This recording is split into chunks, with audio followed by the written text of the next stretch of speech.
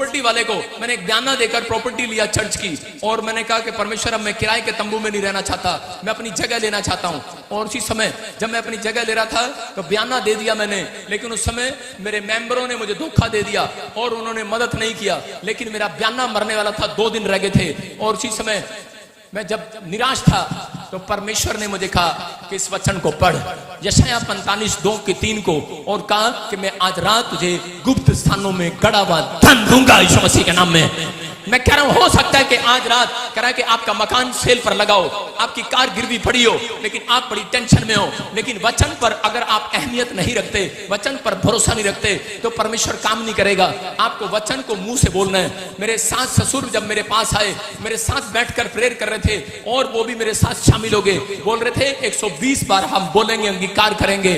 और इसी समय जब मैंने 120 बार बोला कि परमेश्वर ने कहा है, कह रहा मैं तुझे गुप्त स्थानों में गड़ा हुआ धन दूंगा, मैं असंभव को संभव कर दूंगा।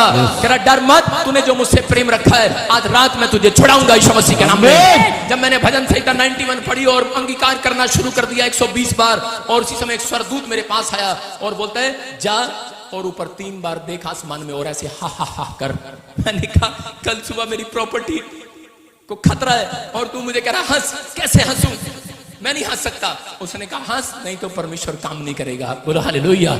क्योंकि बाइबल के अंदर लिखा, जोएल भविष्यवक्ता को बताया, कह रहा है जा भविष्यवाणी कर दे, कह रहा है देश में जो मसीह लोग हैं उनके ऊपर आनंद आने वाला है। हालेलुया। कह रहा आनंद आने वाला है, लेकिन आनंद नहीं ले रहे। जब तक आप आनंद नहीं लेते, कह रहा तब तक परमेश्वर काम नहीं करता।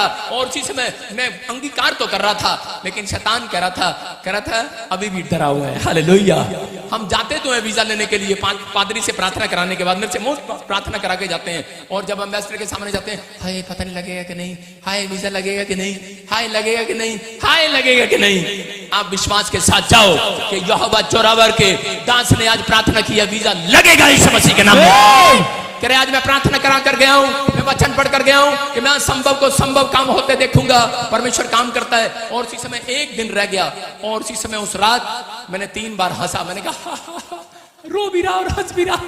मैंने कहा क्या होगा, लेकिन अंदर से मैं हंसा।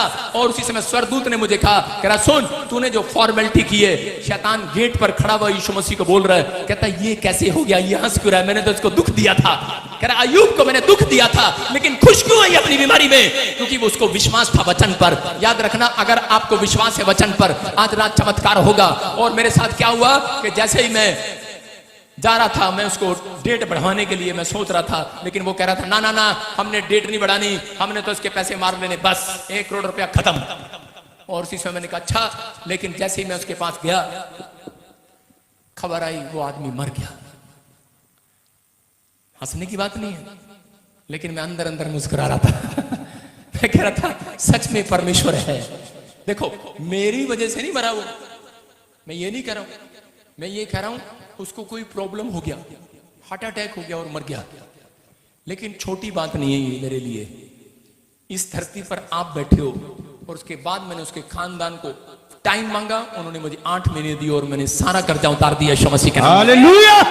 मैं कह रहा हूं कि एक भी इसी प्रॉपर्टी पर आप बैठे हो, परमेश्वर है यहां पर। मैं कह रहा हूं कि अगर आज आपके अंदर वचन की अहमियत नहीं है, आप बाइबल पढ़ते हो और फिर भी डरते हो, परमेश्वर उनका कभी भी उनकी युद्ध कभी नहीं लड़ने वाला, उनकी बीमारियों में साथ खड़े नहीं होने वाला।